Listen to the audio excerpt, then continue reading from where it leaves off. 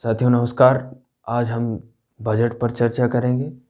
वित्त मंत्री श्री निर्मला सीतारमण जी का यह चौथा बजट है और उस बजट में देखते हैं क्या कुछ हमारे लिए बेहद महत्वपूर्ण चीज़ें हैं। इस बार बजट में राजकोषीय घाटा 6.4 यानी 6.4% रहने वाला है जीडीपी का। जीडीपी ग्रोथ इस बार अनुमानित है 9.27%। 2022-23 में प्रभावी पूंजीगत व्यय 10.68 लाख करोड़ रुपया, जीडीपी का लगभग 4.1% रहने का अनुमान है। आयकर स्लैब दरों में इस बार कोई बदलाव नहीं किया गया, यानी कोई भी नए टैक्स का प्रावधान नहीं किया गया है, पुराने टैक्स ही बहाल रहेंगे। सेंट्रल एंड स्टेट के कर्मचारियों की कर कटौती की सीमा को बढ़ा दिया गया है। इस बार जो है 10% से बढ़ा के 14% कर दिया गया है। डिजिटल संपत्ति से होने वाला लाभ पर 30% टैक्स, यानी जो डिजिटल संपत्ति बनेगी उस पर इस बार सरकार ने 30% टैक्स का प्रावधान किया है। लॉन्ग टर्म कैपिटल गेन, ये इस पर जो है 15% टैक्स का प्रावधान किया गया है। कारपोरेट सरचार्ज 12% से कम करके जो है 7%, यानी कारपोरेट जगत से जुड़े हुए व्यक्तियों के लिए ये फायदे की बात है।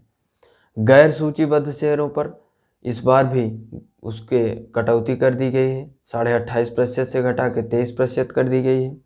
सरकार की प्राप्तियां, यह मूलतः बहुत ज़रूरी होता है कि सरकार को आय कहाँ से मिल रही है और सरकार के खर्चे कहाँ से हैं। सरकार की प्राप्तियां हम देख लेते हैं। सबसे ज़्यादा मिलने वाला उधार और अन्य देयताएं, ये सबसे ज़्यादा 35% यहाँ से सरकार को प्राप्त होता है। जीएसटी से 16% और निगम कर से 15%। आयकर में देखें यदि हम तो 15% आयकर से प्राप्त होता है। केंद्रीय उत्पाद शुल्क 7%, गैर कर राजस्व 5%, कस्टम्स ड्यूटी 5%, गैर ऋण पूंजी प्राप्ति 2%। यानी ये ओवरऑल क्या हो गया, हमारा सरकार की प्राप्तियां हो गई। अब हम देखते हैं सरकार के खर्चे की बात करें तो इसमें जो है हम देखें ब्याज भुगतान 20%, करों एवं शुल्क में राज्य का हिस्सा 17% होता है।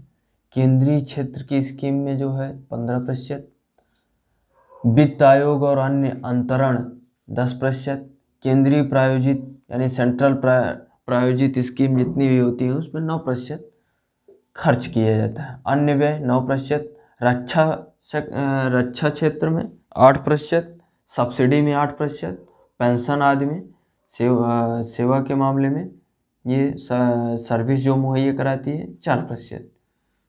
यानी ब्याज भुगतान से लेके सबसे ज़्यादा ब्याज भुगतान पे खर्च किया जाता है।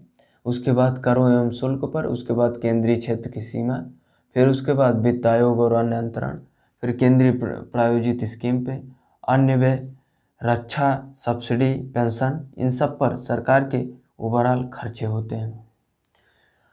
अब एक जो बहुत महत्वपूर्ण घोषणा इस बजट में की गई कि RBI, reserve bank of India, जो भारत का बैंकों का बैंक है, द्वारा जल्द ही डिजिटल रुपी जारी कर दिया जाएगा।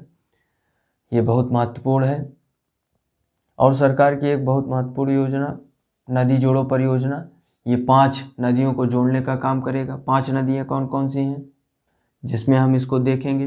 दमन गंगा, पिंजाल, गोदावरी कृष्णा, पार तापी नर्मदा, कृष्णा पेन्नार, पेन्नार कावेरी, ये हमारी 5 नदियों को, ये 5 परियोजना चलेंगी विभिन्न नदियों पर, जिस पर क्या होगा, नदी जोड़ो परियोजना के माध्यम से उसमें विकास कार्यों को जोड़ा जाएगा। उत्तर पूर्व के राज्यों के लिए हम देखें, उत्तर पूर्व के लिए बहुत महत्वपूर्ण घोषणा, प्रधानमंत्री development initiative north east region, यानी उत्तर पूर्व के विकास के लिए ये नई स्कीम जो आई है ये बहुत महत्वपूर्ण है। पहले सरकार का स्कीम रहता था कि उत्तर पूर्व की ओर देखो। इस सरकार ने बहुत ही सक्रियता दिखाई, उत्तर पूर्व की ओर देखो की बजाय उत्तर पूर्व की ओर कुछ करने और कुछ जोड़ने का प्रयास किया गया। वहाँ अधिकतर हर केंद्रीय मंत्री किसी न किसी महीने में पहुंचकर उत्तर पूर्व के राज्यों पर एक तरीके से बहुत बड़ी देखो की बजाय कार्य करने का प्रयास किया गया। विश्व स्तरीय इंफ्रास्ट्रक्चर के लिए गति शक्ति, ये बहुत ही मास्टर प्लान के तरीके से इसको लॉन्च किया गया है, पीएम गति शक्ति। इसमें 7 कारक होंगे, सड़क, रेल यानी सड़क परिवहन से जुड़े हुए सारे विभाग, रेल, हवाई जहाज, विमानपत्तनम, ये सब क्या होंगे, माल परिवहन, जलमार्ग, लॉजिस्टिक अवसंरचना, ये बहुत महत्वपूर्ण है। इसके तहत पब्लिक प्राइवेट पार्टनरशिप के तहत लॉजिस्टिक अवसंरचना के अंतर्गत 4 लॉजिस्टिक अवसंरचना का निर्माण, 4 लॉजिस्टिक पार्क की निर्माण की घोषणा की गई है। ये बहुत महत्वपूर्ण है भारत के इंफ्रास्ट्रक्चर में, भारत की आधारिक संरचना के निर्माण में। सड़क परिवहन में जो है 2022-23 में 25,000 किलोमीटर का और सड़क का विस्तार किया जाएगा। इस सरकार में सड़क पर विशेष फोकस किया गया। वंदे भारत अगले 3 वर्षों में 400 रेलगाड़ियों की शुरुआत करेगा, जिसके तहत ये भारत में विकास की प्रक्रिया को बढ़ावा मिलेगा। विश्व स्तरीय प्रौद्योगिकी और क्षमता संवर्धन के तहत, कवच के तहत ये क्या किया जाएगा कि रेल मार्ग नेटवर्क में 2000 किलोमीटर और जोड़ा जाएगा। 2000 किलोमीटर कैसे जोड़ा जाएगा? कवच के तहत, यानी जैसे भी कोई रेलवे ट्रैक पर कोई भी जानवर या कोई भी किसी प्रकार का व्यक्ति या जानवर वहाँ पर आएगा यदि, तो वो क्या करेगा, वो सीधे सीधे नेटवर्क भेजेगा या अलार्म का सिस्टम होगा। ये पूरी तरीके से एक्सीडेंट को कम करने के लिए ये बहुत बड़ी सिस्टम को प्रौद्योगिकी के तहत इसमें रेलवे में सुरक्षा संवर्धन को बढ़ावा दिया गया है।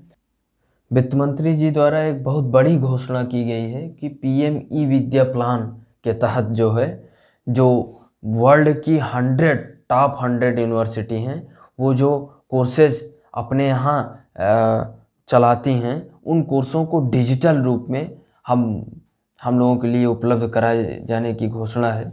ये बहुत ही महत्वपूर्ण स्कीम है पीएम ई विद्या प्लान, जिसमें कहा गया है कि 100 टॉप 100 यूनिवर्सिटी से ऑनलाइन कक्षाएं प्राप्त होंगी और इसको जो है एक डिजिटल यूनिवर्सिटी के माध्यम से की स्थापना की जाएगी, डिजिटल यूनिवर्सिटी की, जिसके तहत उन सभी कोर्सों के वहाँ ना जाकर भी यहाँ जो है वही सारे कोर्स उपलब्ध होंगे और उनको जो है पढ़ा जा सकेगा। ये बहुत ही महत्वपूर्ण है। आगे हम बजट से संबंधित और सभी योजनाओं को जो वित्त मंत्री जी द्वारा प्रस्तुत किया गया है उसको समझने का प्रयास करेंगे। धन्यवाद।